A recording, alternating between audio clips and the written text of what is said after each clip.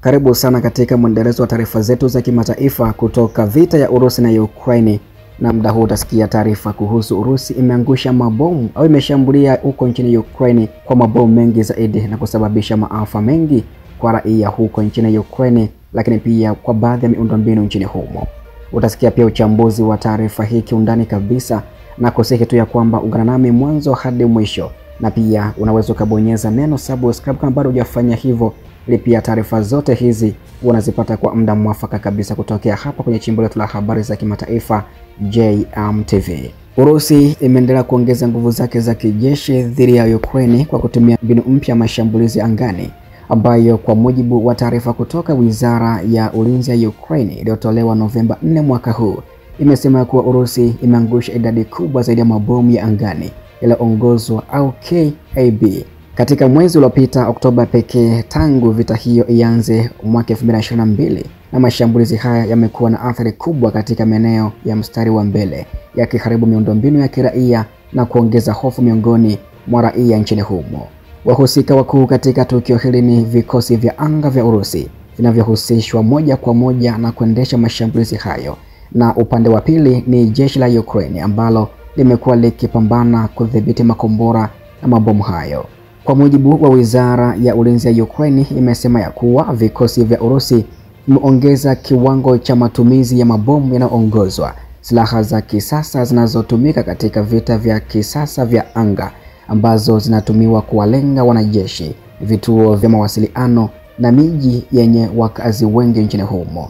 Aidha, Wizara ya Ulinzi ya Ukraine ndiyo chanzo kikuu cha taarifa hizi, ikibainisha kwa undani kiwango cha mashambulizi na madhara yaliyosababishwa na mashambulizi haya.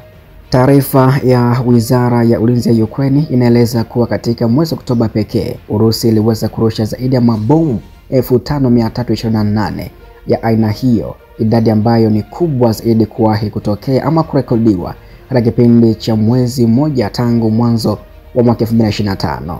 Kwa mujibu wa takwimu hizo, Urusi imeangusha takriban mabomu 40,000 ya angani katika kipindi cha miezi 10 ya mwanzo ya mwaka huu pekee, kiwango ambacho kinakaribia kufikia idadi yote ya mashambulizi ya mwaka mzima wa 2024. Tukio hili linaashiria kuimarika kwa mbinu za kijeshi za Urusi na kubadilika kwa mikakati yake ya kivita ili kuongeza ushawishi na udhibiti katika maeneo ya mashariki na kusini mwa Ukraine. Mashambulizi haya yamejikita zaidi katika mikoa ya huko Donetsk, Dnipropetrovsk na Zaporizhzhia, ambapo kwa upande wa Donetsk, moja ikiwa ni kama moja ya ngome kuu za mapambano, imekuwa ikilengwa mara kwa mara na mabomu hayo kutokana na uwepo mkubwa wa vikosi vya Ukraine. Kwa nini pia huko Zaporizhzhia ama mkoani Zaporizhzhia vikosi vya Urusi vimeongeza kasi ya mashambulizi haya, ambako Novemba 3 mwaka huu bomu linaloongozwa na Urusi pia liliweza kuripotiwa kushambulia makazi ya raia katika eneo hilo na kusababisha uharibifu mkubwa, ambako pia Urusi inapambana zaidi kurudisha mkoa huo nchini Urusi. Dnipro au mkoani Dnipro pia inakumbukwa Oktoba 30 mwaka huu, jeshi la anga la Ukraine liliweza kuonya kuwa bomu lilikuwa linaelekea mjini humo na wakazi walihimizwa kujificha.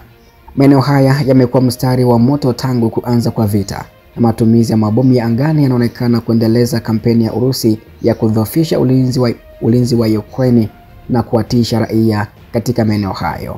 Kulingana na taarifa rasmi, imesema mwezi Oktoba pekee mwaka huu 2025 ndiyo umeshuhudia kiwango kikubwa zaidi cha mashambulizi aina hii. Hata hivyo, kampeni ya Urusi haikuanza Oktoba pekee, bali imekuwa ikiendelea kwa miezi kadhaa, ikionyesha mwenendo wa kuongezeka kwa mashambulizi tangu katikati mwa mwaka huu. Kwa mujibu wa ripoti, imesema idadi ya mabomu yaliyoangushwa katika miezi 10 ya kwanza ya mwaka huu ni takriban 40,000, ikiwa ni sawa kabisa na kiwango chote cha mwaka 2024, jambo ambalo linaonyesha ongezeko la zaidi ya 100% katika mwezi wa 10 pekee mwaka huu.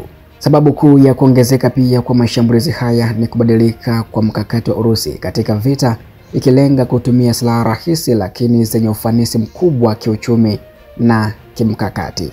Na kwa mujibu wa wachambuzi wa kijeshi, wanasema kuwa moja, mabomu yanaongozwa ya KAB ni rahisi na ya bei nafuu kutengeneza kuliko makombora ya masafa marefu.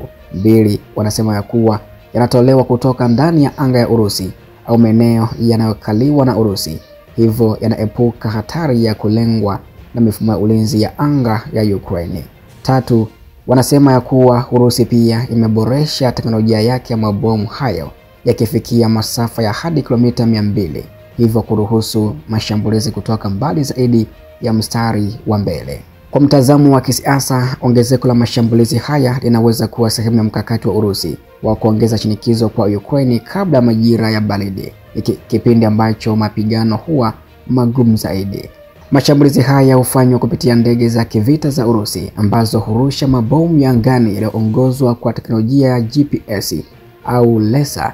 Tofauti na makombora, mabomu haya pia hayana injini bali hutegemea nguvu ya mvuto na kasi ya ndege inayotoa. Kwa sababu ya uzito mkubwa wa chuma, ni vigumu pia sana kuyazuia na mara nyingi huingia kwa kasi kubwa kutoka juu sana kabla ya kulipuka kwa nguvu kubwa ardhini.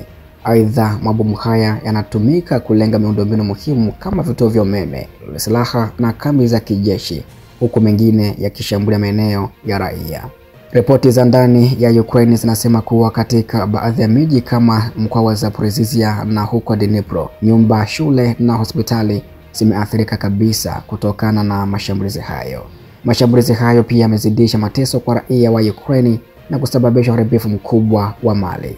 Wizara ya Ulinzi ya Ukraine imeeleza kuwa ugaidi wa angani kutoka Urusi unaongezeka zaidi, ikimaanisha kuwa mashambulizi hayo sasa sio tu ya kijeshi bali pia yanalenga kuwatisha raia na kuharibu morali ya taifa. Aidha, baadhi ya wataalamu wanasema kuwa ongezeko la matumizi ya KAB ni ishara ya Urusi kutafuta mbinu mbadala kutokana na upungufu wa makombora ya gharama kubwa na changamoto za kiufundi zilizokumba uzalishaji wake.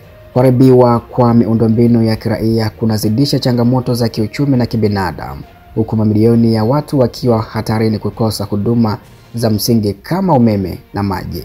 Licha ya yote, jeshi la Ukraine pia linaendelea kuimarisha ulinzi wake wa anga kwa msaada kutoka mataifa ya Magharibi. Lakini hata hivyo, kutokana na masafa marefu ya mabomu hayo na uwezo mdogo wa mifumo ya sasa ya ulinzi kama Patriot na Iris-T, ni vigumu kuyazuia pia. Pia Wizara ya Ulinzi ya Ukraine imetoa wito kwa washirika wake kuongeza msaada wa kijeshi, hasa mifumo ya ulinzi wa anga ya kisasa na vifaa vya kugundua mashambulizi mapema.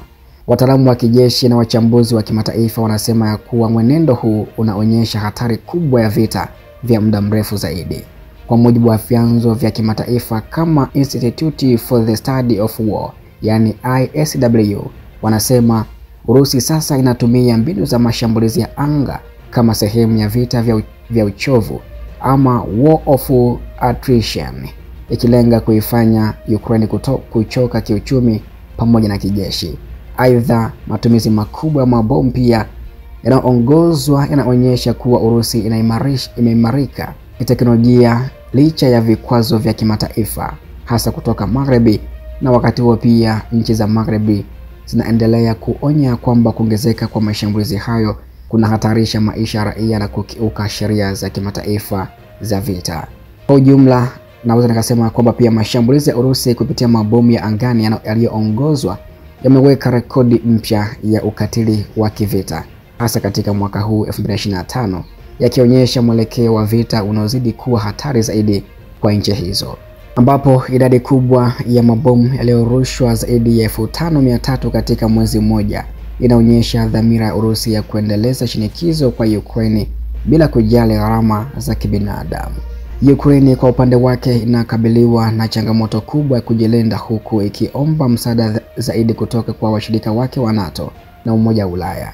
Tukio hili linabaki kuwa ukumbusho wa nguvu ya vita vya kisasa vya anga ambavyo vinaweza kubadilisha uso wa mapambano kwa teknolojia na mbinu mpya za kijeshi.